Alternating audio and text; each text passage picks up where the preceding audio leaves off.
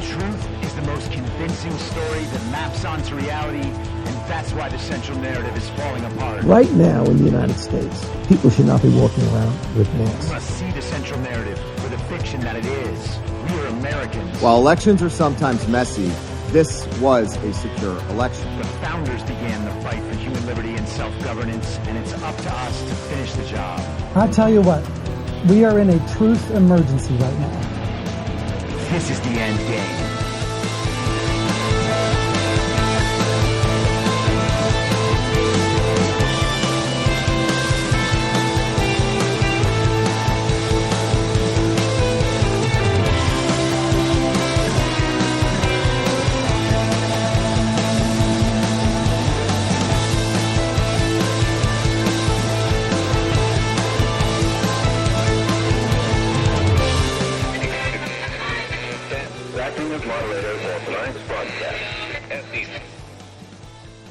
It's Monday, November 20th, 2023, the 1034th day of dystopia.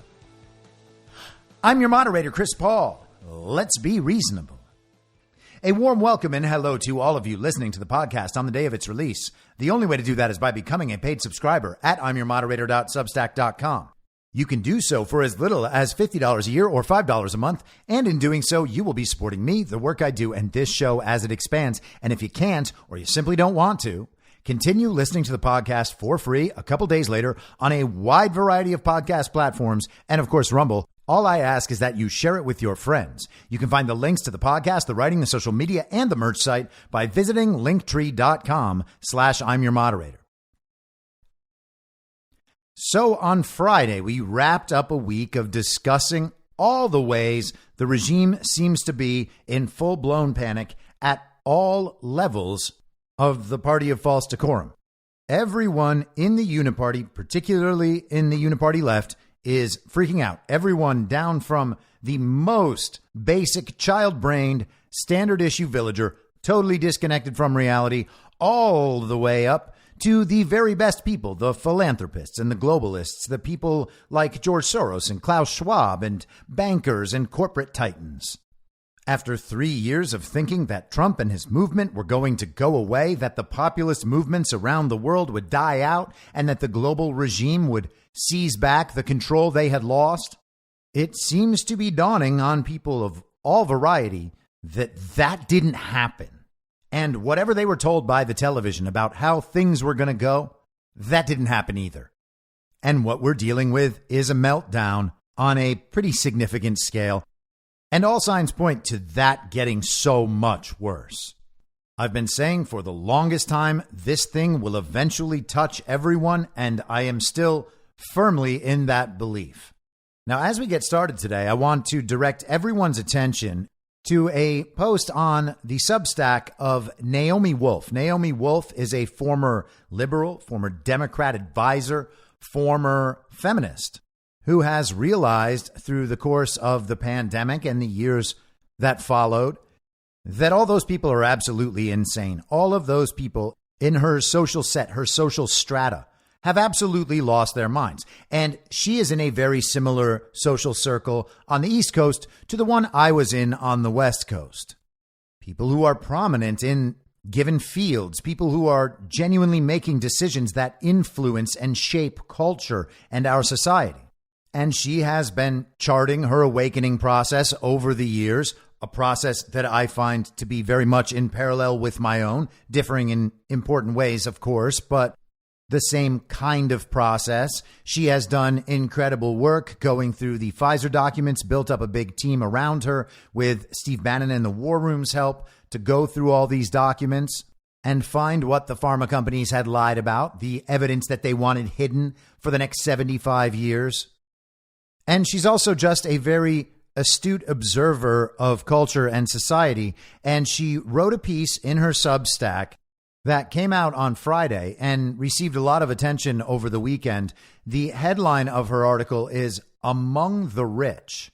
Now, I highly recommend that everyone read this and share it, particularly with standard issue uniparty left villagers, people who want to be elites someday themselves.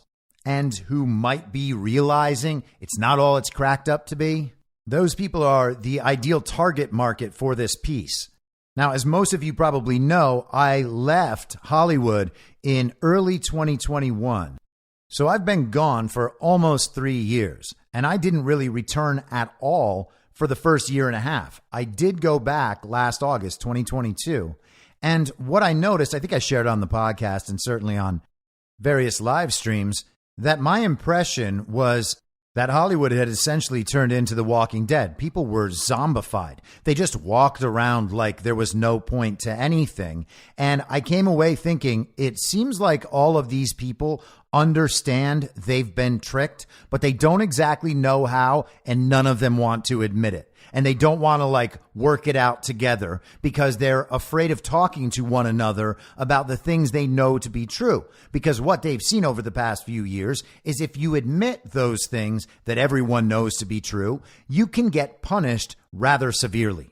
And in fact, most of the people in these social circles know that so well because they've been involved in targeting who gets punished and then meting out the punishment themselves. So they know what would be coming back in their direction.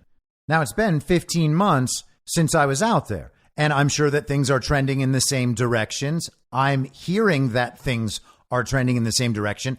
Despite that, there is actually a movement, and it's by younger people out there to just tell the truth about all this stuff at this point. They're not doing the politically correct stuff. They're moving on from the whole thing. It doesn't have the cultural capital anymore. It's not cool to be woke, even in Hollywood at this point. And of course, wokeness is only the surface level, right? Wokeness is what they display. That's the virtue signaling to others. Hey, we're all on the same page. See, we're doing your woke stuff. Now just let us do what we want. They're not just abandoning that stuff. They really are changing in their mentality from what I hear. I haven't been on the ground there in a while. But what Naomi Wolf describes in this article seems to absolutely align with what I have observed in my own circles and what I hear about the development of people's ideas. So I want to share a few passages of her recent Substack. Patrick Gunnels has read this article on Reading Epic Threads and done another couple Naomi Wolf articles on there in just the last few days. So Reading Epic Threads, you can find him on Rumble or podcast networks.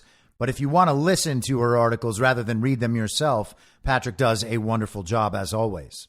But let's go through a couple passages here before we get into a weekend of massive news on many fronts. She writes, everything felt different. In the before world, before 2020, before lockdowns and masking and mandates, there was a robust, fairly healthy city outside of these gatherings. It was a city that these people felt that they influenced, cared for, and even led. There were schools educating children adequately, and businesses employing people freely, and trains moving to cultural events and family gatherings and museums and libraries, all showcasing an intact American culture. The same group now, no doubt, had the same access as before, the same resources, the same networks, but now they were lords and ladies of a dung heap. The society and culture outside this elegant interior had collapsed. She goes on. Over and above the collapse of civility and of safety was a sense among the elites of what felt like defeat. They did not manage to lead their nation through a crisis with integrity or even with basic facts at their disposal. And now in that assemblage, it felt as if there was among them a sense of loss of purpose, if not outright shame. Perhaps it was because this group had been taken in so thoroughly and was now slowly waking up to that reality. Maybe people, even in quote-unquote that world, are becoming aware of the fact that they stayed indoors for 14 months with no reason, that they missed Thanksgivings and Hanukkahs with family for no reason, and that they masked and imposed masks on their visiting grandchildren for no reason. Maybe there was a sense of dispiritedness and even of depression in that room, because perhaps even they know that they took something into their bodies that can hurt or someday kill them. That is what it felt like. A bonfire that had been mighty, that had flung its radiance across the globe, was dying. It felt like embers of an old fire collapsing in upon themselves and going cindery. She writes about these ladies who had devoted themselves to a lifetime of displaying fashion, now just wearing casual clothes and big sweaters, like it was no longer worth trying at all. And like men who postured as these great American titans as if they were in a Tom Wolfe novel, now just understanding that they were feckless weaklings, essentially. She writes, now they too seem markedly aged. Rather than trying to top one another with their latest acquisition or achievement, these same former alphas sat companionably side by side with one another, old men chatting. Pretty young women flickered by, passing glasses of wine. Almost no one glanced their way. Above all, it was subdued, rudderless. The great confidence, the great pride was no more. How could that be? Maybe this had something to do with it. This whole stratum had been bamboozled. And shame of shames, they had been hoodwinked not by their own kind, not by cultural elites or by thought leaders or by financial masters of the universe in the greatest city on earth, but rather they were duped by Brooklyn-born parvenus like Dr. Anthony Fauci, by rabid Newton, Massachusetts soccer moms such as Dr. Rochelle Walensky, by the monomaniacal Dr. Rachel Levine of Wakefield, Mass., former Secretary of Health for Pennsylvania. Wow. These second-rate people had collapsed their magnificent world. May, they seemed slowly to be realizing, have killed their loved ones, and may already have imposed into their bodies the substance that could someday murder them. She goes on to describe how people would come up to her at these events, people she didn't know, people she'd never met, people who don't even introduce themselves first, who just start spilling all of their health complaints onto her because they know that she's the anti-vax lady. So they come up and they share their experience, wanting, I guess, some sort of catharsis or something. And Naomi Wolf ends her Substack this way. It is so tragic and weird. Perhaps this abrupt confessional is related to the somber mood in the apartment I described above. I knew this day would come, though. In 2021, people on the evil, stupid, selfish, unvaccinated side would remind one another on social media and in person not to be too angry and not to give up completely on our delusional friends and loved ones and colleagues across the divide. People who were at the time being so very cruel and excluding to us, because someday they would need us to care for them and to help them heal. What do we conclude now? That our help is needed, that it is cleanup time, that it is rebuilding time. All we can do is prosecute the guilty and bring information and comfort and aid to the sick and fight so that what happened to us never happens again and never happens to someone innocent.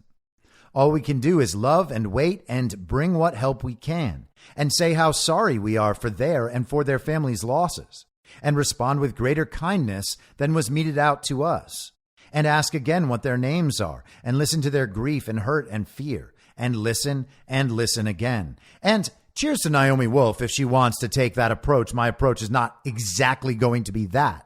I have the sense that there is going to be this great urge primarily emanating from this very class of wannabe elites to say to everyone that we need to forgive all these people who were bamboozled because it's not their fault they were bamboozled. I am concerned, though, that approach is going to actually be incompatible with the goal of ensuring that something like this never happens again. I think that people need to realize their role and their responsibility in all of this, and it needs to be admitted. We do not need to make a society-wide standard that all of these people simply get amnesty. We had this conversation about a year ago because there was that Atlantic article, someone writing about how she thought that all of the most extreme COVID people should be granted amnesty for pushing, for instance, children to wear masks, children to miss school, entire industries to be put out of work to the point where their businesses and maybe even industries crash and never come back. And they were willing to extend amnesty to some of those people who weren't as caring about COVID as they were. But none of that was about reconciling with the people who were actually right. They just want the free pass. They want to just put all of COVID in the past. We talked recently about how progress was a goal in itself for these people. Advancing down some line is progress. Progress is good. The new version is always going to be the best. That's part of the philosophy. Of course, they don't want to look back, because if you look back, you'll see, oh, they were the ones who made all the mistakes and said, hey, don't worry, we've got this. Give us full control and all the money, and we will do everything right. And then they failed again for the infinitieth time in a row. They don't want to look back. And many of them are going to try to continue to advance forward without ever admitting that any of that stuff was wrong. They are going to say to people, hey, we were following what the experts said. They had the best ideas on how to do this. We followed along with them, knowing that they had the best ideas. And it just turned out that those ideas didn't work this time. But these people are still experts. We were still smart for following them. And you're a bad person if you don't welcome us into the fold and admit that you were also wrong. And then we can all come together and agree that all of us were wrong in the same way. And I would love to have this conversation with Naomi Wolf at some point, and hopefully we will actually get to talk about all these things one day.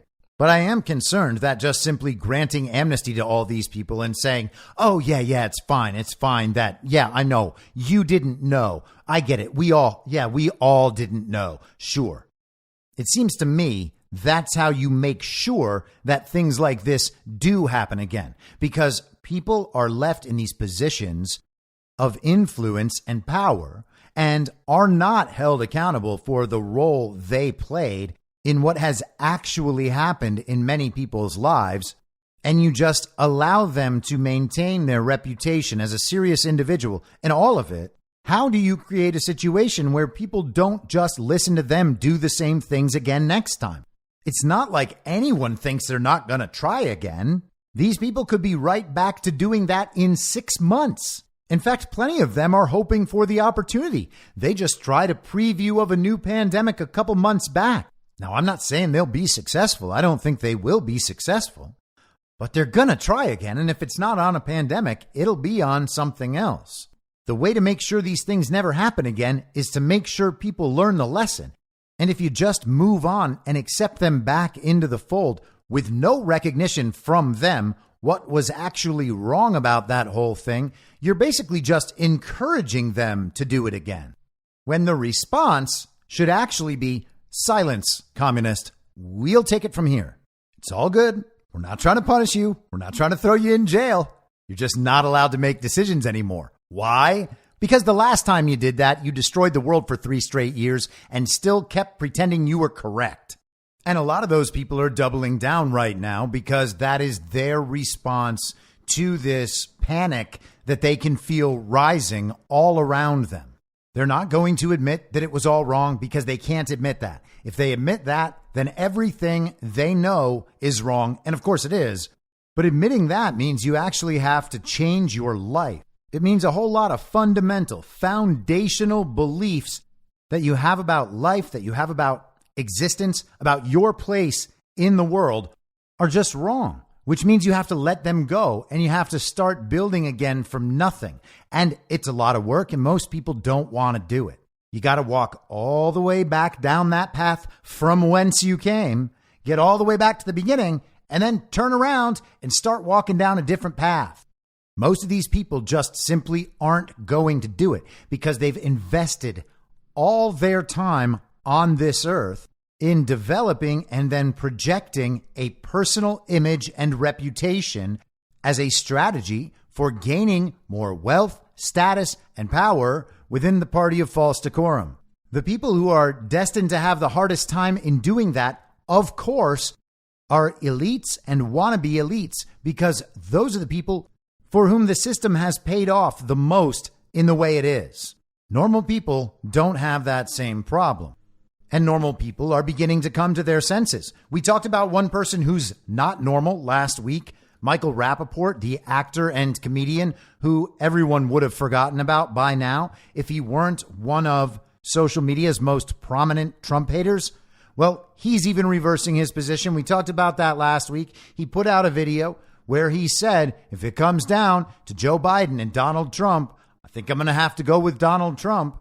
Is that sincere? Hey, maybe. Maybe he's just trying to pile on Joe Biden so that he can get rid of Joe Biden. Maybe he thinks that Big Mike or Gavin Newsom or Gretchen Whitmer or someone has a better chance of beating Donald Trump than Joe Biden does. But as you might suspect, some of his most hardcore leftist followers are online saying, oh, we got to block this guy. Everyone should unfollow this guy. He's a traitor to our cause now. Maybe he is, maybe he isn't. But the country is moving in that direction regardless. And we've gotten to hear some of the freak out from our cultural elites in the mainstream media over the weekend. This is Steve Kornacki, who we mentioned last week, and Kristen Welker, the moderator of that final Trump debate in 2020 and the moderator of the recent fake debate in the GOP's fake primary. In addition to being NBC's very serious journalist who goes out and interviews, for instance, President Donald J. Trump. But here they are talking about Joe Biden's poll numbers. Here it is. Wow. Donald Trump, we have at 46%, Biden, 44%. And this is significant because this is the first time in the history of our poll that former President Trump beats President Biden, still within the margin of error, but still significant. Yeah, in 2019, 2020, when Trump was president, he trailed all of them. This year, he's trailed all of them in our poll. First time in more than a dozen polls we've seen a result like this. Some of the other ingredients that go into that, Biden has long had an advantage over Trump on likability. Look, at the start of this year, 39% said they had a positive view of Biden, barely 30% of Trump. We've seen consistently a gap like this. Now, the gap is gone. 36 positive on both, and actually Biden 1 point more negative than Trump. That's been a significant advantage for Biden. Our poll says that advantage, at least for now, may be gone. And we talked about younger voters on foreign policy, and it's true on a host of other topics. Disaffected with Joe Biden. We have 46% for Trump, 42% for Biden among the youngest voters. The youngest voters in the 2020 election were Biden plus 26. This could be a massive sea change. And if you take a look here, too, everybody sort of says, hey, I'm not too nuts about the possibility of this matchup. So we said, let's measure this one way. And here's how we did it. Biden against an unnamed Republican. This is just a referendum on Biden, basically. And look at this. He goes from being in a dogfight with Trump to being double digits behind. But then flip it around. Trump against an unnamed Democrat. Trump goes from leading against Biden to being down by 6 points against the Democrat. Just a fascinating look at the state of the race with just a little under a year to go. Steve Kornacki, great stuff. Thank you so much for being here. Now, to be clear, as always, polling a year out is a little ridiculous, and polls are a little ridiculous. Polls are adjusted to election results. Election results are fraudulent. All of it falls in line with voter registration numbers that are fraudulent, and all of that falls in line with census numbers, which we also know are fraudulent. But that does not mean that we can't understand directionality in some of these narratives. We can absolutely understand that these numbers might not exactly represent the sentiment of the American public, but we can still see motion over time in a direction that seems to map onto our normal experience and our normal interactions with people out in the world. They seem to be waking up to the same things we've been talking about now for years. They seem to be coming around to understanding that Donald Trump actually is the best possible president for this country, and that Joe Biden, who they have supported for all this time, is the worst. And again, you don't have to have actually voted for Joe Biden to be supporting Joe Biden. If you are supporting the legitimacy of Joe Biden as president, you are a Biden supporter. At some point along the line, you decided to bend the knee to the regime. You decided to remain in the party of false decorum. You didn't want to take the blowback for saying that our elections were stolen. That's fine. It's your public image and your reputation that you put on the line in making that decision. The future is not going to look kindly on that decision, but them's the breaks. And all of these people could admit the mistake, become redeemable communists, and we could all move forward in peace and harmony. Now, people aren't only coming in the direction of Donald Trump because Trump is better on the issues, although there is certainly that too, and that is how the media is trying to portray it to everyone. People didn't like what Joe Biden did on this or that issue. They trust Trump more on that. And so they're kind of going in Trump's direction because these issues are really important to them. And they think that Trump is better, all told, on these issues than Joe Biden would be. But then they remind you, if it's a Democrat other than Joe Biden, well, then they would prefer the Democrat over Trump. To which I say, go ahead and try some other Democrats and see how that works. You're not going to be too happy with the results. There is no way that Donald Trump is winning 18 to 34-year-olds just because they think he's a little better on this or that issue. They're realizing that they've been lied to, and all the people in power just attempted to destroy, most particularly, that group of people's lives. They were the ones who were mandated to take vaccines in college or in their jobs, their first jobs as adults out in the world. They're seeing their financial futures absolutely obliterated, and they're being lied to about all of it all the time. They have been sold a culture that just really doesn't have a lot to offer. Their art is terrible. The collective morality being thrust upon them is terrible. They're obsessed with identity building and image building, and nothing in life really makes much sense or seems to have much meaning. Biden and the Democrats are losing their appeal with minority ethnic groups. What other parts of their base are they going to have left? Trump's base is going absolutely nowhere. We get all the talk about them replacing Joe Biden with someone else, and maybe they'll get to the point where the country views him as so corrupt that he cannot still be the option. Maybe something will happen and Joe Biden will have a health scare and just can't go on. They have to replace him with someone else.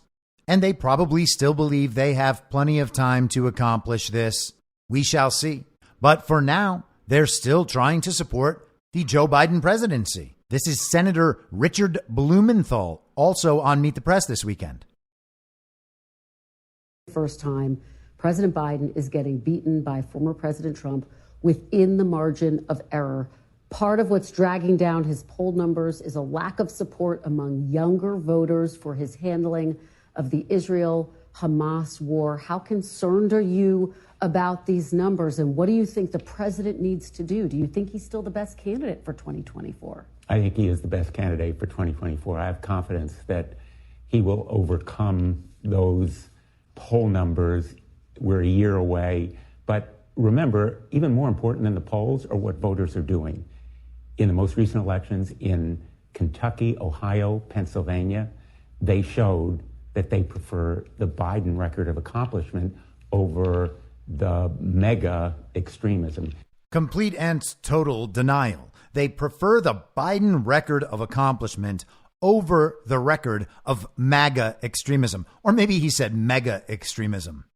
Morning Joe had Chris Matthews, formerly of Hardball fame, on this morning to talk about how ultimately the whole election next year is going to come down to abortion. It's the party of people who want to make women suffer versus the party of people who are standing up for women's rights by allowing them to kill as many babies as they want.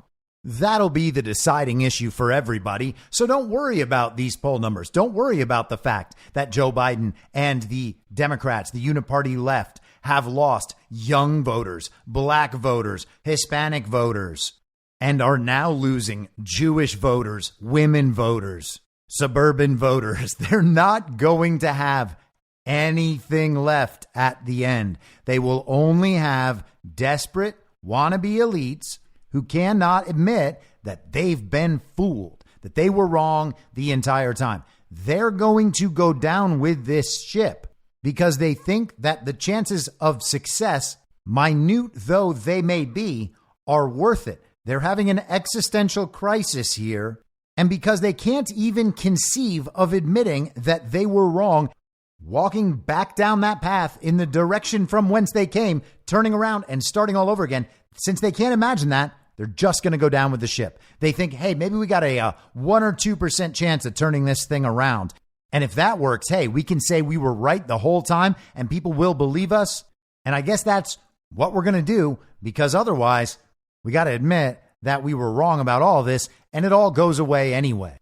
They would rather sell out completely for that tiny, tiny, tiny chance that maybe it'll all work out for them.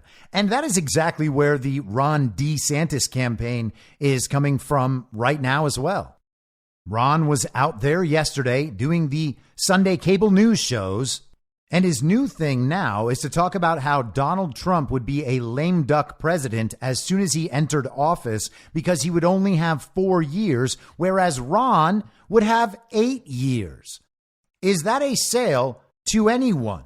To people who want Ron for 0 years? Oh, we're going to get 8 years of the thing that no one wants now? Well, that is quite a deal, Ron. Rather than one portion of the thing that we actually want, we get 2 portions of the thing that we fully oppose? Gosh, what a deal. Thank you for proposing it, Ron. I mean, that's absolutely crazy. A second term of Trump doing Trump things with the potential to be kingmaker and allow someone from in the MAGA movement to emerge as the heir apparent is far preferable to installing Ron DeSantis through a rigged election and expecting him to fix anything. The guy is just a zero. He just is. I've been doing this for over a year now. Everybody got mad at me 13 months ago when it started. Why are you being divisive? Why are you tearing down the GOP's next rising star? Well, this is why. You see why now. The guy is awful, and his supporters are even worse. And now, of course, there are calls from parts of the Republican Party, parts of the MAGA movement, for Ron DeSantis to drop out and stop with this ridiculous charade, stop wasting people's time, stop wasting people's money, and stop trying to chip away at Donald Trump. Now, I'm not worried about any of those things. They can waste all the time and money they want. They can attack Trump all they want. It does not make Trump look bad. It makes them look bad. They haven't figured it out yet because the only people whose opinions they care about are the ones at the cocktail party that Naomi Wolf described. These people want to be in that social set. They want to be taken seriously by that social set. They cannot be taken seriously by that social set if they publicly support Donald Trump. So that is where they draw the line. They cannot publicly support Donald Trump. They want to be taken seriously as conservatives, so they express all of the other quote unquote conservative ideals, but they will not support Donald Trump because supporting Donald Trump gets them kicked out of the party of false decorum, and they are still attempting to raise themselves up and ascend the ladder within the party of false decorum. They are not trying to save America. They are not trying to get Republicans elected in rigged elections. They are trying to continue and preserve their own personal position and ascent within the party of false decorum and absolutely nothing else. They are now explicitly saying that Donald Trump called for an insurrection at the Capitol on J6. And this is in response to Mike Johnson's release of the security footage from the Capitol. They're now saying that despite everything this video says, the Proud Boys still came to overturn the results of the election as Donald Trump asked. Therefore, Donald Trump was responsible for all of this. Justin Hart, a man who was on this very podcast back in the summer of 2020, he is now a full-fledged DeSantis simp and going full nuclear retard about all of this. He's actually blaming Trump for the insurrection that didn't happen. They are willing to embrace and incorporate every single narrative from the uniparty left. They are absolutely in every way making it obvious that they are the controlled opposition. Now, again, if Ron is kayfabe, if Ron is an op, a pro-Trump, red team op, then Ron can be separated from all of this.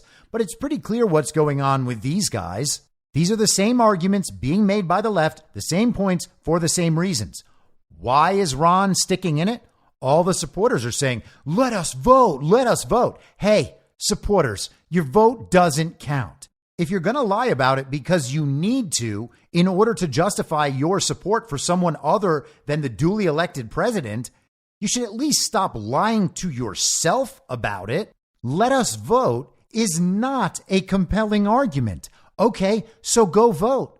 If it's legitimate, you're going to get blown out. No one cares about Ron DeSantis except for wannabe elites on the uniparty right. And those people are so embarrassing at this point.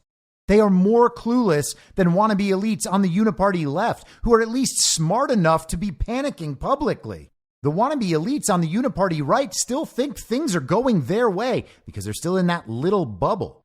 Ron DeSantis is sticking around for what I imagine to be probably 4, 5, 6 more months. He's going to stick around through the primary process because they're hoping that something happens to Donald Trump. Either he is imprisoned by Joe Biden and people turn against him at that point, not going to happen, or something happens in the world that makes it physically impossible for Trump to go on. They are sitting there hoping for the worst so that they can be the backup option. But the truth is, none of MAGA is ever going to support Ron DeSantis. Under any terms, there is no chance that MAGA will ever vote for Ron DeSantis for anything. I doubt that Ron could ever win again as Florida governor. If he faced a MAGA primary in a legitimate election, I bet he would lose that election in Florida. These people are in so deep that they continue to double down. Texas Governor Greg Abbott over the weekend introduced and endorsed Donald Trump at a speech Trump gave at the Texas-Mexico border. And the response from the DeSantis simps was to say that that endorsement doesn't matter. The endorsements of Chris Sununu and Kim Reynolds in New Hampshire and Iowa, those are the biggest, most important political endorsements that have ever happened, because that's what's going to allow Ron DeSantis to, quote unquote, win in the primaries in Iowa and New Hampshire. Does anybody believe that? That the people of Iowa and the people of New Hampshire are going to listen to their governors about who to support? They don't listen to those endorsements and think, oh, well, if the governor says it, I suppose we should do it. They listen to those endorsements and think, oh, wow, my governor's a traitor? I thought I had a good one, but apparently I don't. That is what a Ron DeSantis endorsement does at this point.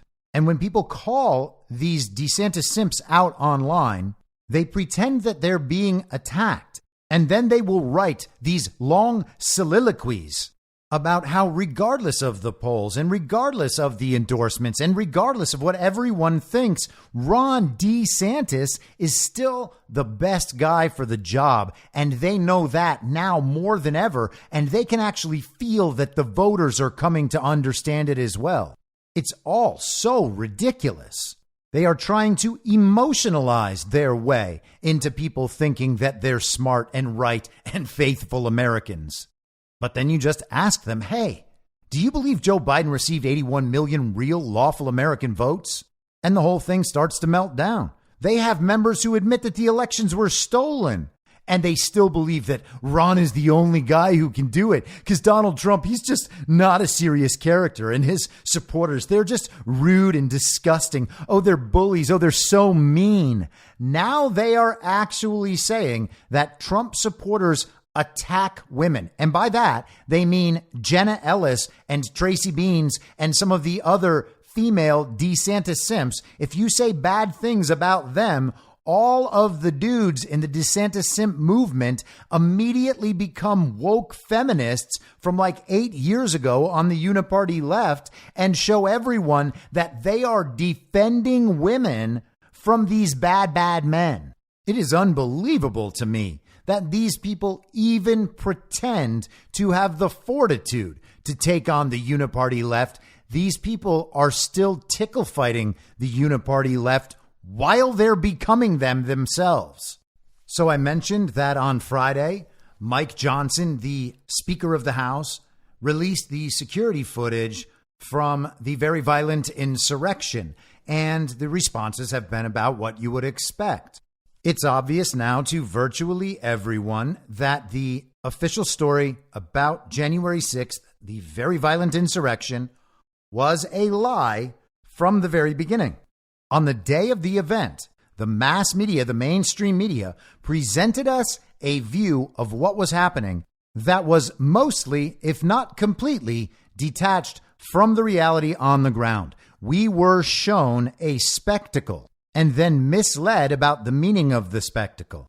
And now these standard issue villagers are being given a much clearer picture of what happened that day. Most of this stuff was stuff we've known the entire time. But now when the video goes out there, it has a new air of legitimacy because it has been accepted into the mainstream. It is now safe for standard issue villagers to discuss these subjects, despite the fact that all of this breaking news is nearly 3 years old, and many of us have known it the entire time. Most of us have known since January 6th, 2021, that there were elements of the federal government and the global regime involved in instigating this incident. We know that Donald Trump was censored. His messages were taken down. We know that hundreds of thousands of peaceful and patriotic Americans were maligned as domestic terrorists in a clearly orchestrated operation. This was America's Reichstag fire, a false flag event meant for the regime to seize power within this country and be able to persecute its political opponents with the general approval of mainstream society. It was also used as the justification for calling any discussion of election fraud dangerous. The very violent insurrection was what substantiated the notion that telling the big lie in itself was putting society in danger.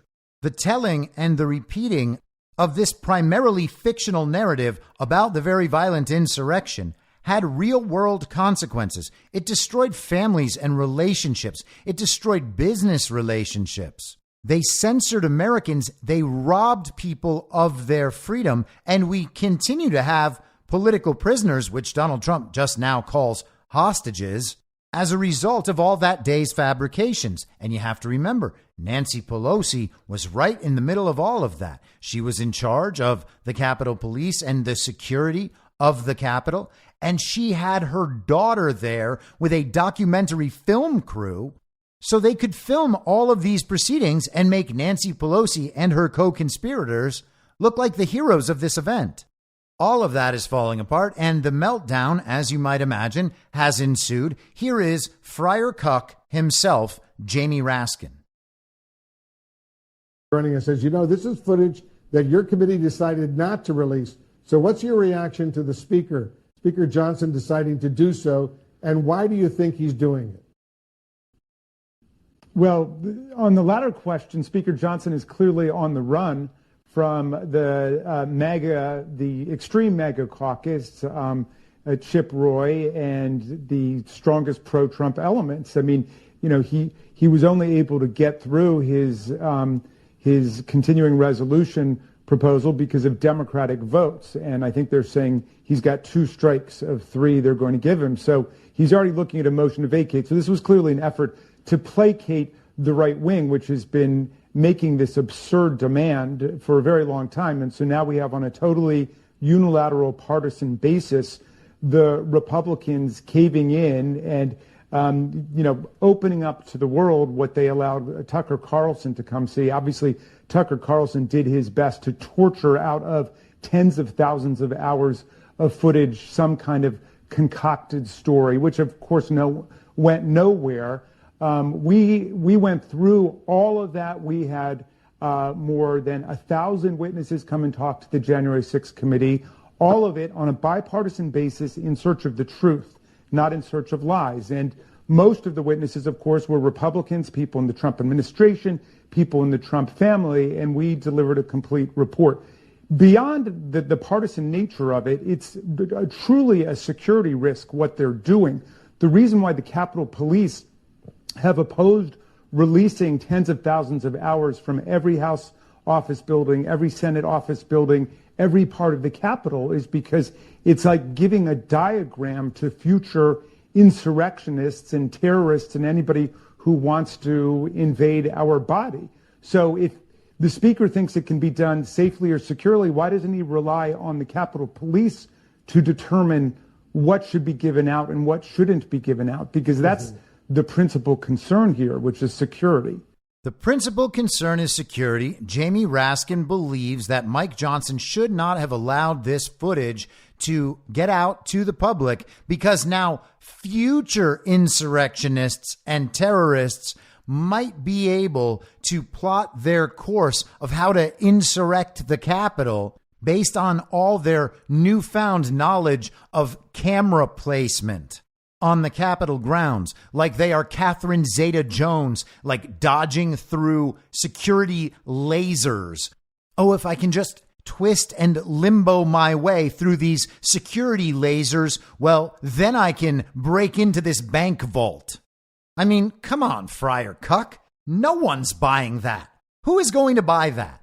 Especially once we know the first insurrection is fake. Hey guys, this video shows the insurrection is fake, but we're worried about another one of these happening. Wait, another fake insurrection? Well, who's going to stage that fake insurrection since you guys staged it the last time? Oh, it's going to be a real insurrection this time because now MAGA extremists know how to insurrect the Capitol? Should they bother using weapons this time since they didn't bother with any last time? Of course, all of this is ridiculous, and let's consider the timing.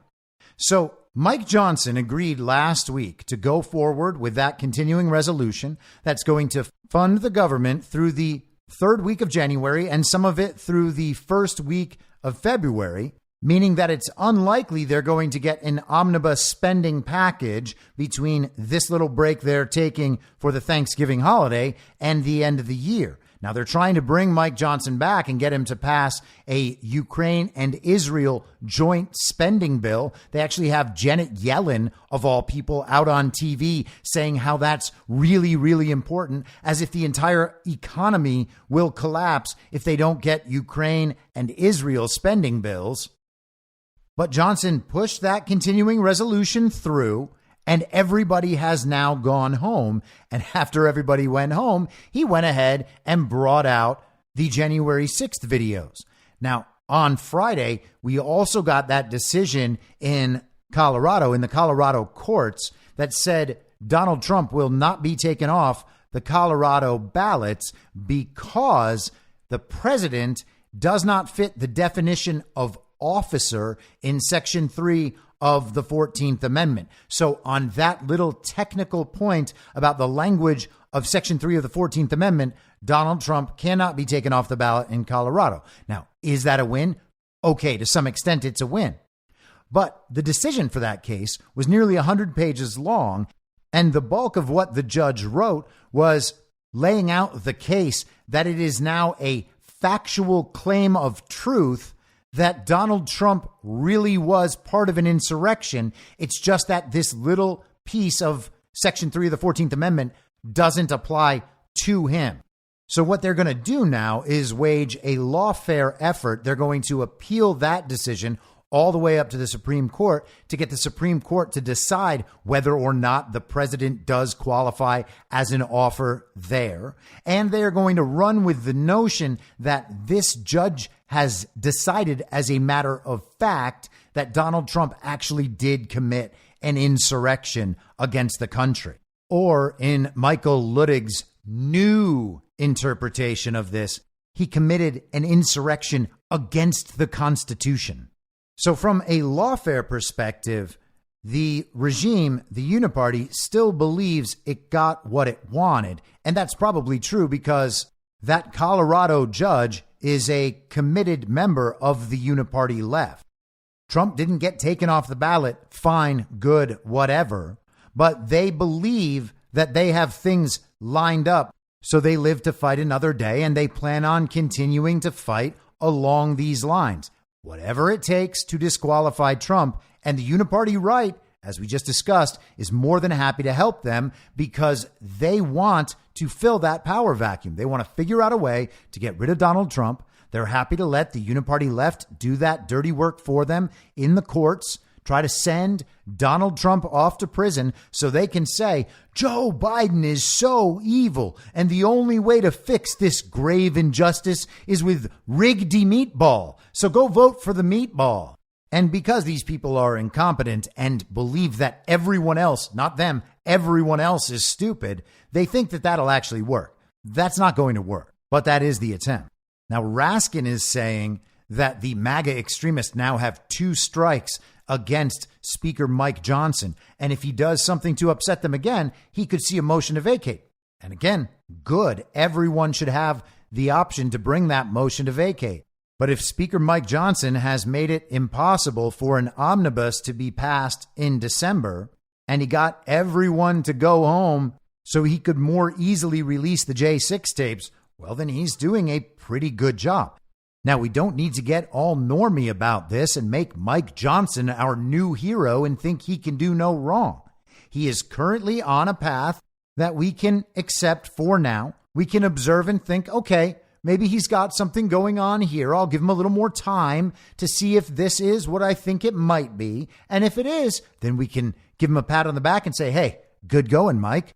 But that remains to be seen. It depends on whether or not they bring up this omnibus package in December and then pass it, or bring up a new package for joint Israel and Ukraine funding. If that happens, hey man, all bets are off. He's not there to be our little friend. He's there to do a job. His professed faith and goodness are wonderful, but if they're not applied in the real world toward doing the right thing, then he's not the right man for the job. And so all that remains to be seen. As you might suspect, the members of the sham January 6th committee were out there defending their work, defending the idea that it really was a very violent insurrection, despite the fact that anyone now can see that absolutely wasn't true. Everyone is being encouraged to remember what they saw and how they felt that day while sitting at home and watching things play out on television. The mainstream media deciding exactly what it was everyone was going to see and giving them a prepackaged interpretation for what they were seeing.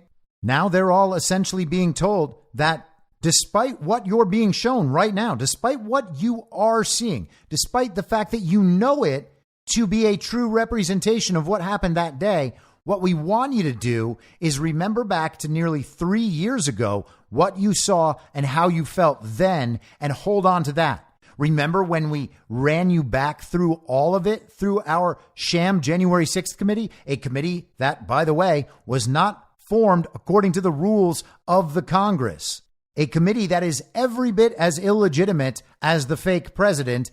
And we will eventually get to that point, and then all the subpoenas and everything else, the Bannon stuff, the Navarro stuff, all of it will be null and void. The committee is an actual sham. It's not just a talking point or an opinion. It's not hyperbolic.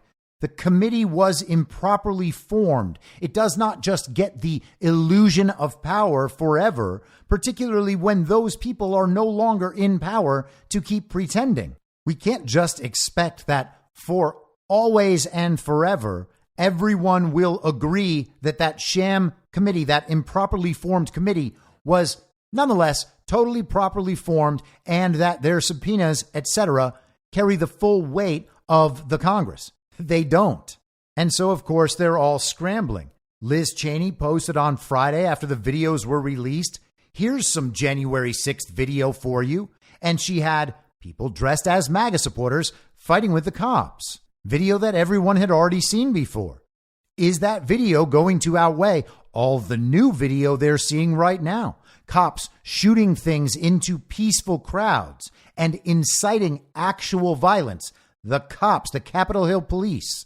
Are they going to show the fist bumps and the high fives and the back pats between police and supposed rioters? Liz Cheney just wants everyone to remember the old thing.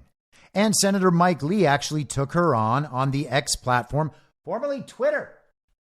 He said, Liz, we've seen footage like that 1,000,000 times. You made sure we saw that and nothing else.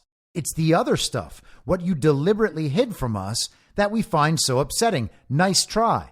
P.S. How many of these guys are feds? As if you'd ever tell us. He also posted, we need to investigate the J6 committee. And of course they need to be investigated. It was a sham committee who released a ridiculous report. They controlled all the testimony. There was no counter to anything they said or did. The only air of legitimacy they projected was that there were 2 Republicans on the committee, Liz Cheney and Adam Kinzinger. They said it's a bipartisan committee. And stupid people actually think that that matters and that that makes the committee legitimate. It doesn't. But nonetheless, that committee report was used as the evidentiary basis for what just happened in Colorado with that decision, with the judge saying, yes, Trump was involved in an insurrection.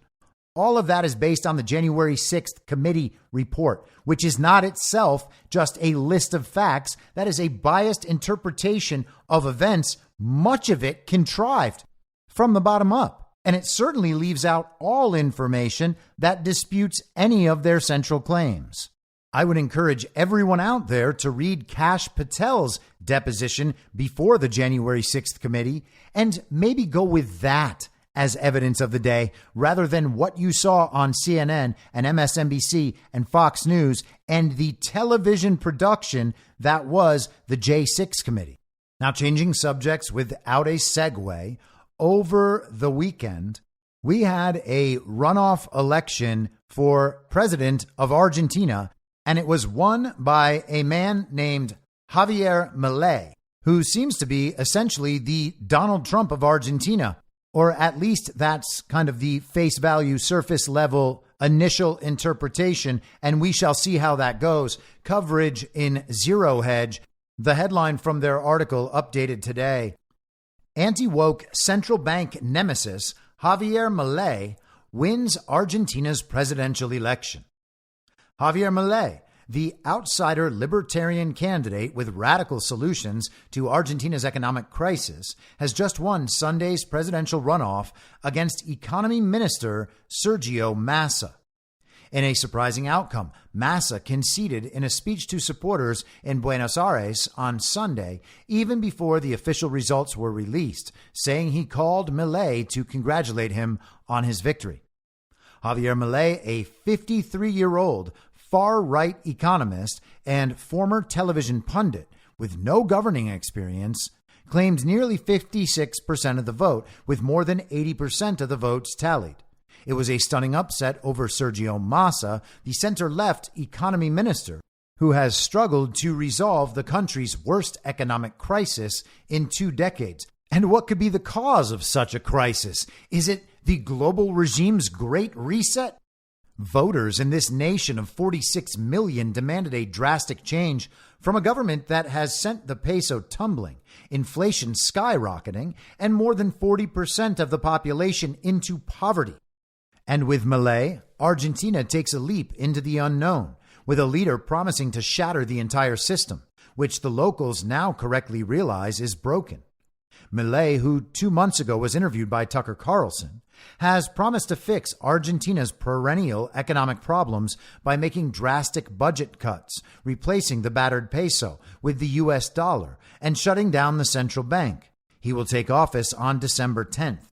Milei is quite a character, by the way. Many people have seen the videos now at this point. There's one where he walks down the length of a whiteboard, pulling off tags with the names of different leftist bureaucratic departments in the Argentine government that he plans to get rid of. He peels them off, throws them over his shoulder, and says, "Afuera!"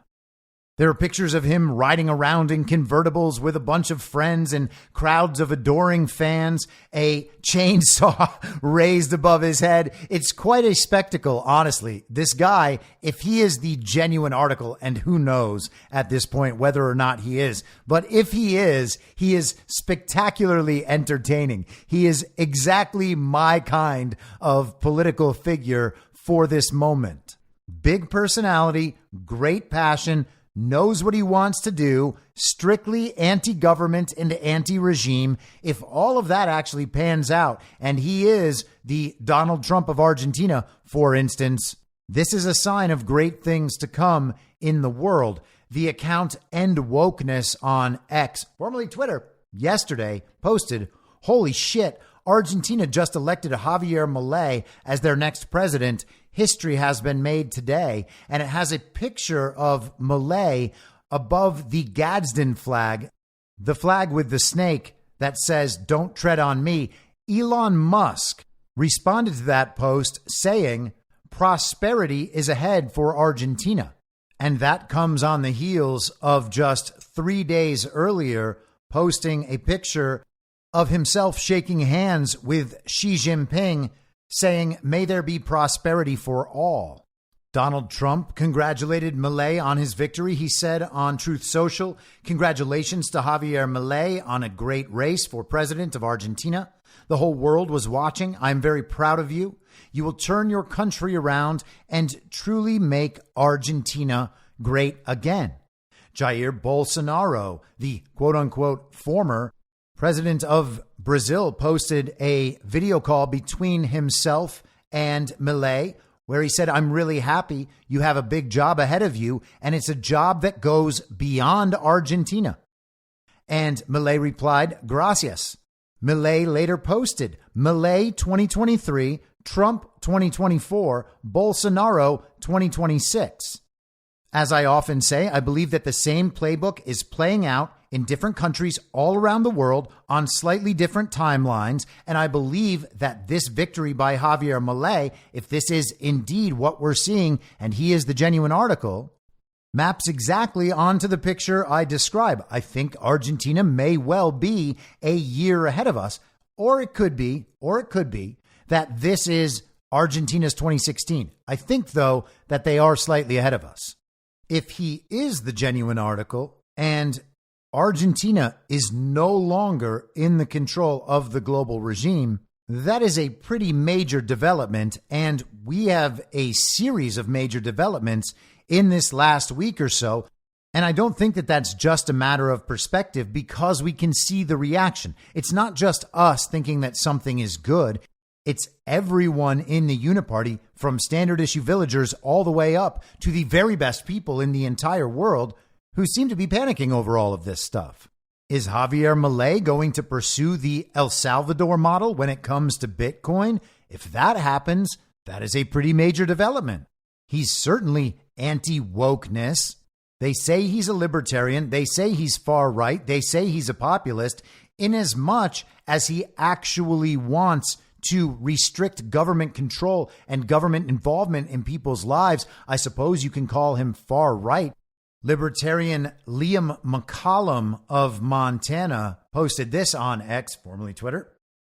Okay, so Javier Milei wants to end the central bank, wants a free banking system, wants competition of money, wants to slash bureaucracies, is an Austrian economist, quotes Ludwig von Mises, quotes Friedrich Hayek, quotes Murray Rothbard, quotes Henry Hazlitt, quotes Milton Friedman, quotes Lysander Spooner, quotes Bob Murphy, calls himself an anarchist, calls himself a libertarian. And he is apparently pro-Israel and pro-U.S. foreign policy too. But before you freak out, first, he is not president of the U.S., the world hegemon. He's the president of Argentina. He's most likely playing along to get along, considering the U.S. is the world empire and they're dollarizing, which he says is strictly an instrument to abolish the central bank and allow competition of money and free banking. And that'll be an interesting thing to watch as it develops, to see what they mean by dollarizing and which definition of dollar we're currently using. Is he talking about a true, stable American currency, or is he talking about the global fiat currency currently branded as the American dollar? Also, I would be interested in hearing from McCollum, and I may ask him, about the good twin, evil twin dynamic as it exists in the United States. In my estimation, it's not good enough to say the U.S. is the hegemon, the U.S. is the world empire. It is not as if that is some permanent state of things. It is mostly an historic and maybe at this point obsolete state of things with the emergence of the multipolar world order. These are all going to be things we have to watch develop. But back to McCollum. Second, ideas are powerful. Even if he doesn't really believe the things he says about central banks and socialism, millions are hearing these ideas for the first time, and we should take advantage of that. Your Republican friends posting that one Milei clip to own the libs? Sit them down and talk about Austrian economics with them. Let's just suppose Milei is a huge foreign policy hawk. Even if he is, we know he has also described central banks as parasitic institutions that steal from the public thanks to the inflation tax. Libertarians know that war and almost every other government program is financed by central banks. Without the Federal Reserve, the U.S. could not afford their endless wars. And again, my interpretation of that idea would be slightly different, and it would be a fun conversation to have. He goes on, and his ideas point in that direction. If a sizable population in the U.S. could be convinced by his ideas on central banks, which are larger than Milei himself, but they still believed in a hawkish foreign policy, I would still claim that's a success because they would necessarily be constrained by a sound monetary policy if we had adopted sound money and banking. Milei is a politician and he's just one man. No, we shouldn't put faith in him. Yes, we should be skeptical of him, but we should be ecstatic that our ideas are being shared globally. And so that is interesting. Libertarians putting themselves behind this movement, identifying with at least part of Milei's message and understanding the importance of getting that message out to the public, getting the collective mind to deal with these ideas. It is always interesting to see the public adopt some of these ideas when they are brought into the conversation and they penetrate the central narrative, and it's not Donald Trump doing it. Whether it's Vivek Ramaswamy or Elon Musk or Kanye West or Javier Milei, it doesn't matter how the ideas get introduced into the public conversation as long as they are, because then they will be moved in the proper direction once that occurs. And part of that is because the truth community and everything around that, we are already prepared to have all of these conversations because we've been having them for years. This is like T-ball practice right now. They just set up the new conversation on the tee and they say, hey, go have a swing at that. And we're like, well, thank you very much. We are absolutely ready to hit these little balls up if you keep teeing them up this way. Now, I think it's important that everybody be cautious because we're seeing this larger than life character thrust in front of people, many of them for the first time, and everyone's saying, oh yeah, this guy totally owns the libtards. That's the absolute best thing in the whole wide world.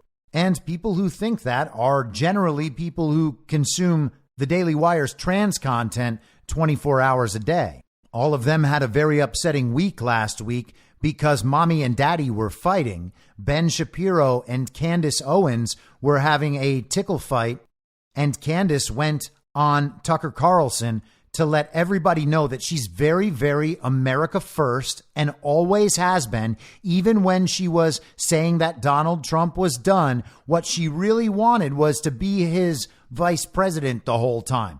She actually asked him that in an interview.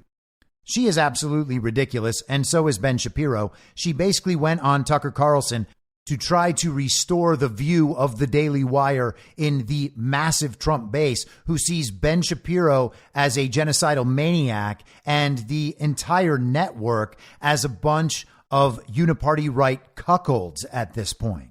Owning the libs is not our goal. That just exists to preserve the uniparty left, uniparty right, controlled opposition dynamic. That's where they thrive. We don't need to help them in doing that. Javier Milei might be a great man, might be exactly what the world needs for an Argentine president, but I think we should probably just be a little patient until we know about him for longer than, a month. We don't just basically need to turn all of our thinking over to all the guys out there telling us Joe Biden received 81 million real lawful American votes, so they don't sound like the traitors they are, complicit in the treason of supporting the illegitimate president. We should at least wait to find out if Javier Milei is the Donald Trump of Argentina, or if he's the Ron DeSantis of Argentina, or the Pierre Poilievre of Argentina. I don't think anyone should just assume that they wouldn't give us the fake version of that thing, show us and pretend that it is the real thing, the genuine article, and make us all look like fools in the process. They love doing that sort of thing, and we play into their hands by wanting something so badly to be true that when we see anything that looks like it might be, we just assume it is and attach ourselves to that thing. We should continue to observe this, but it looks like things are all pointing in the right direction as far as Javier Milei is concerned. Now, I don't think we're going to get terribly deep into this today, but it is worth mentioning that Elon Musk has announced a lawsuit that he is bringing against Media Matters for America. This is the David Brock organization. We'll talk a little bit more about David Brock in just a second. This is the New York Post from Saturday. Elon Musk vows thermonuclear lawsuit against Media Matters for America. Elon Musk said he was preparing a legal challenge against Media Matters for America, a liberal watchdog group which has repeatedly targeted him and X in the past. He wrote on Saturday, "The split-second court opens on Monday. X Corp will be filing a thermonuclear lawsuit against Media Matters and all those who colluded in this fraudulent attack on our company. Their board, their donors, their network of dark money, all of them." The billionaire took issue with an article from Media Matters which accused X of running ads for Apple, Bravo, IBM, Oracle, and Xfinity next to, quote, pro-Nazi content, end quote. And no, it wasn't just Washington Post stories about the Ukrainian army. Since that story was published on Thursday, Apple and IBM both announced they were suspending advertising on X, and there have been many other organizations joining them. Most all of those organizations intimately linked to the global regime, to the World Economic Forum. And as many people might remember, IBM was one of those American companies that worked directly with the Nazis and basically just went on being a major corporation in the United States of America despite that. It's almost like they didn't give us the full truth about what happened in the fallout of World War II. Musk posted a statement on X, formerly Twitter, writing in part, "This week, Media Matters for America posted a story that completely misrepresented the real experience on X in another attempt to undermine freedom of speech and mislead advertisers.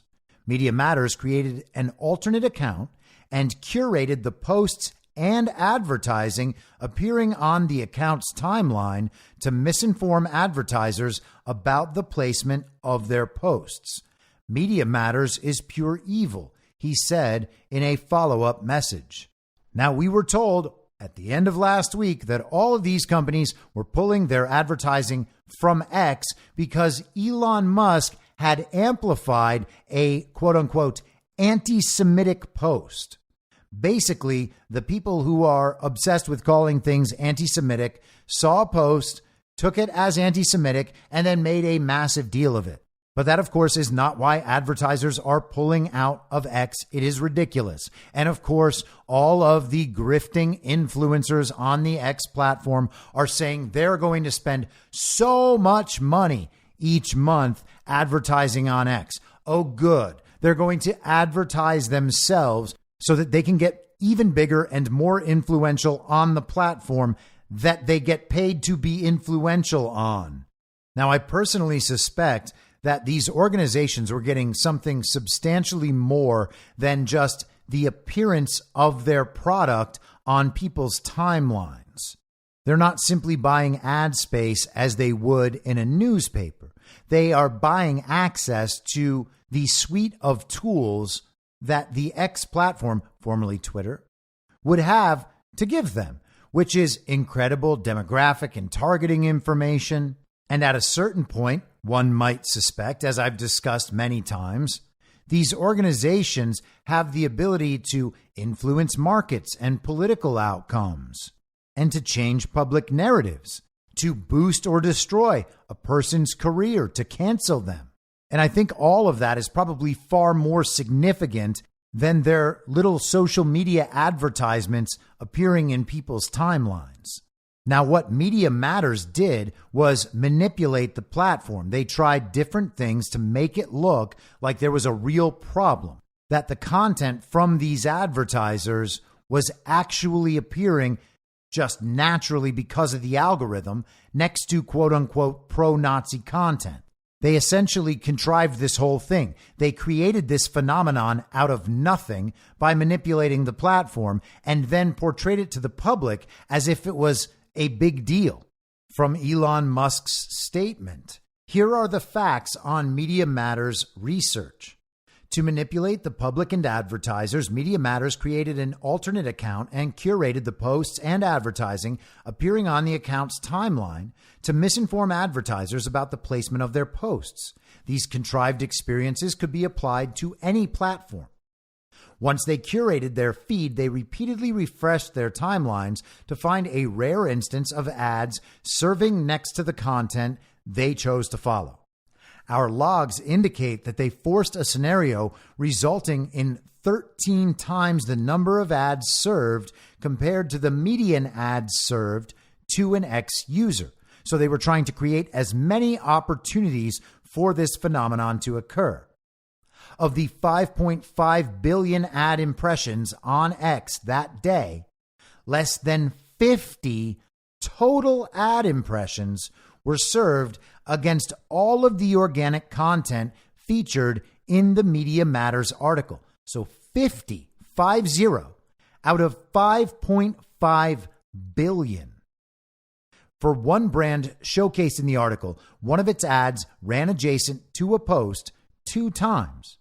And that ad was seen in that setting by only 2 users, one of which was the author of the Media Matters article. For another brand showcased in the article, 2 of its ads served adjacent to 2 posts 3 times, and that ad was only seen in that setting by 1 user, the author of the Media Matters article. And of course, Elon Musk has access to all of this information. With access to that information, all you have to do is check and you will immediately notice the manipulation one would suspect. Media Matters, I guess, just hoped no one would check, or hoped that if someone did and someone caught them, no one would do anything about it, or no one would believe them. Media Matters article also highlights 9 posts they believe should not be allowed on X. Upon evaluation, only one of the 9 organic posts featured in the article violated our content policies, and we've taken action on it under our freedom of speech, not reach enforcement approach. And again, I'm not a big fan of that approach. Twitter is not yet a total free speech site. It's not even really that close right now. I think it's getting better. I hope Elon Musk is making it better and it's trending in the right direction, but we're not there yet. Musk writes this. Here's a summary on all this. 1. X will protect the public's right to free expression. We will not allow agenda-driven activists or even our own profits to deter our vision. 2. Everyone has a choice on X. User and brand control on X is superior to a year ago. 3. Data wins over allegations. Media Matters does not reflect the user experience on X. And again, Elon has that data. He knows. He concludes this way. As we've seen in some parts of the world, when free expression is taken away, it is very dangerous and hard to get back. That's why the people who came before us fought so hard to protect it. Without freedom of speech, we lose the checks and balances critical to a thriving democracy. We must defend our individual rights as if our lives and flourishing society depend on it. If you're really in on protecting free speech, then we all need to protect it completely. Stand with X to protect free speech. Now, Chris Pavlovsky of Rumble quote tweeted Elon Musk's post and wrote yesterday, "When I said the cavalry is coming, I was not joking. In the coming days, we are going thermonuclear as well. Everyone is about to witness the greatest pushback against the censorship regime. The people's support for all organizations in this mission is critical." Now, Chris Pavlovsky is the CEO of Rumble. He seems to be a good dude, headed in the right direction. I support this message. I support what Rumble is doing, quite obviously. And I am absolutely ready and waiting to see what he has in mind on all of this. Now let's talk about the David Brock of it all. We discussed about a year ago a document that was compiled by a David Brock group called Facts First that somehow made its way to the public eye. That document talked about how they were setting up a lawfare operation and kind of a research and messaging war room to go after all of the people investigating Joe Biden in this Republican Congress, like James Comer, Jim Jordan, etc. This is from NBC last year. The article, "There is a growing shadow campaign to defend Joe Biden from House Republicans." This is from November 24th, 2022 by Alex Seitz-Wald. So almost exactly a year ago. Seitz-Wald wrote, "The third group, Facts First, was started by David Brock, the former self-described right-wing hitman, who then had a political conversion and used his fundraising talent to start a series of groups that have become key parts of Democratic infrastructure. Those include Media Matters and American Bridge, both of which he stepped away from to start Facts First." Brock said an American Bridge donor has already pledged 6 figures to support Facts First, which he said would likely have a $10 million budget over 2 years.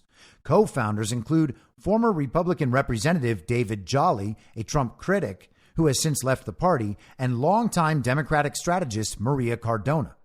Unlike the other two groups, in order to maintain its independence, Facts First decided not to formally approach the Biden White House for its blessing, though back-channel communications led it to believe the effort is welcome.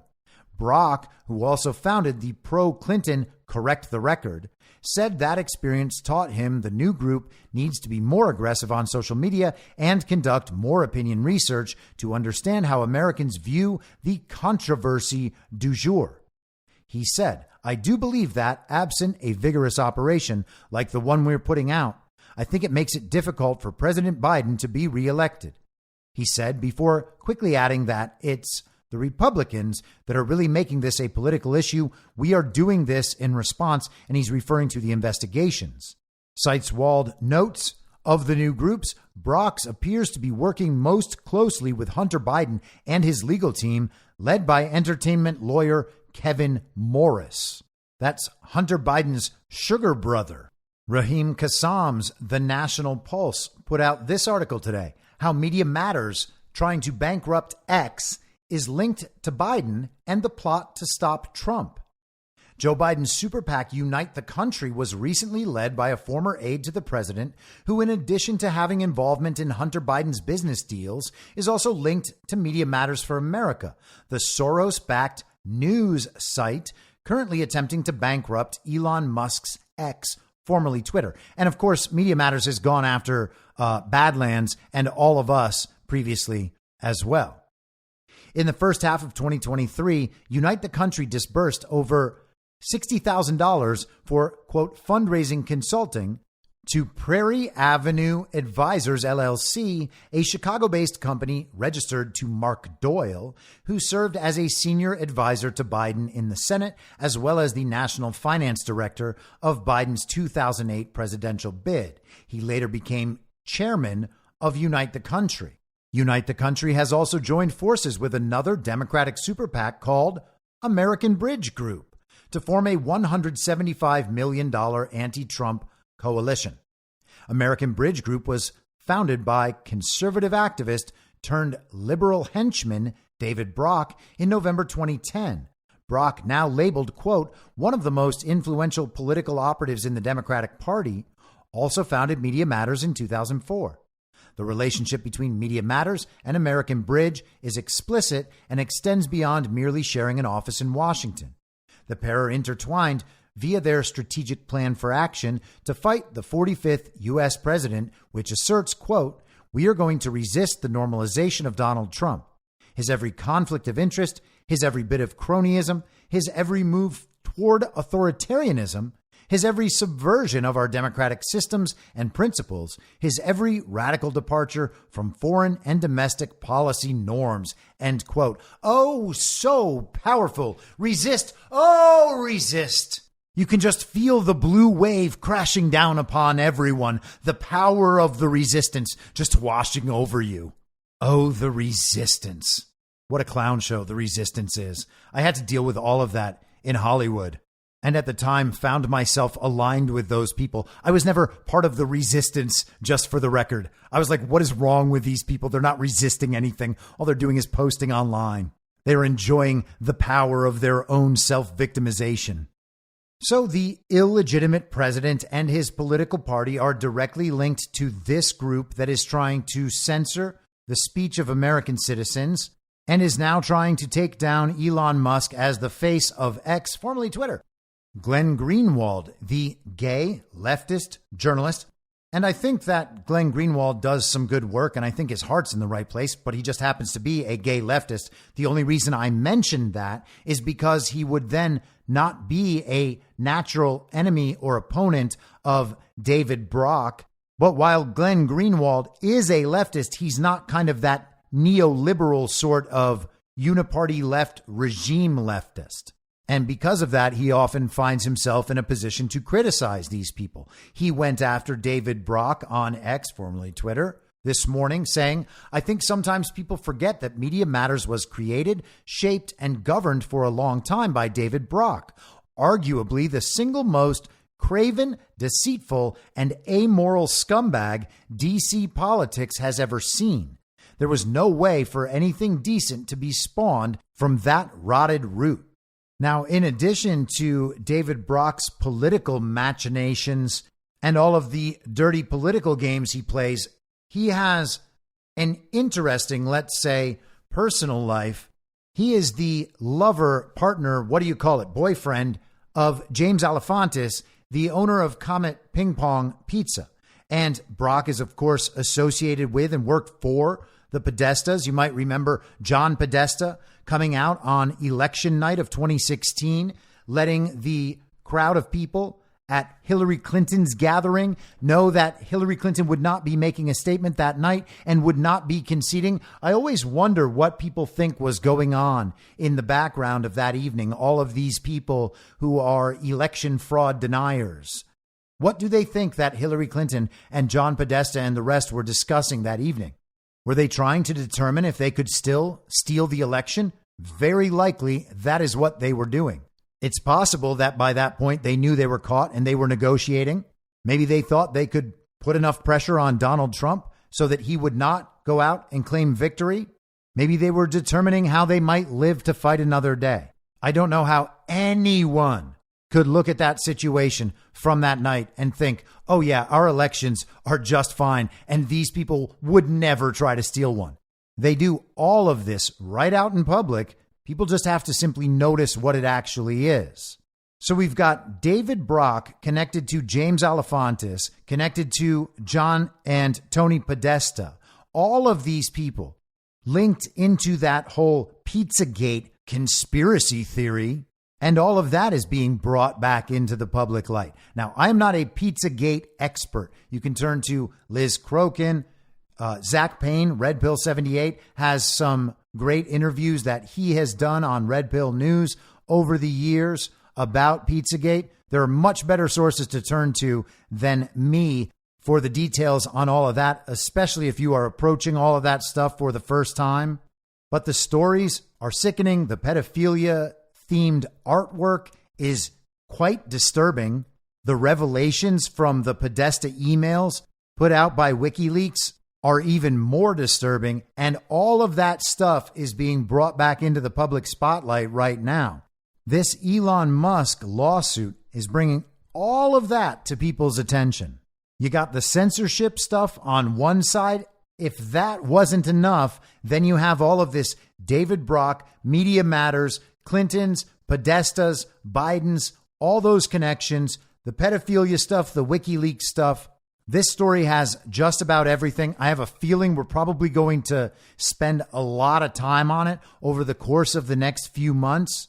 It'll be one of those old stories that comes back in rerun form, and we get to see each and every element of that story probably have its own narrative through line with its own sets of reruns as the general public learns yet another thing that they were told was a conspiracy theory dreamed up by a bunch of dumb MAGA extremists and QAnons and the like on the internet. But don't worry, none of it's real. Ignore it all. You can ignore it all. We promise you can ignore it all.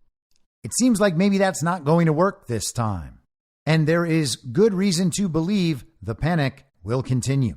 So Thursday and Friday this week, Thanksgiving, and the Friday following Thanksgiving, I will not be putting shows out, but I will have a show Wednesday. And of course, I will be back tomorrow at the same reasonable time on the same reasonable podcast network. I don't have a network. Masks and lockdowns don't work. They lied to you about a pandemic, and Joe Biden will never be president. In my mind, that's the end game. If you're listening to this episode for free, you can support me and support the show and the work I do by signing up for a paid subscription at imyourmoderator.substack.com. You can do so for as low as $50 a year or $5 a month. Comes out to under a quarter per episode, and you'll blast right through the paywall for all of the writing. The merch store is www.cancelcouture.com, and you can find everything else by heading to Linktree. Linktree.com/I'm your moderator. And I'll see you soon out on the range.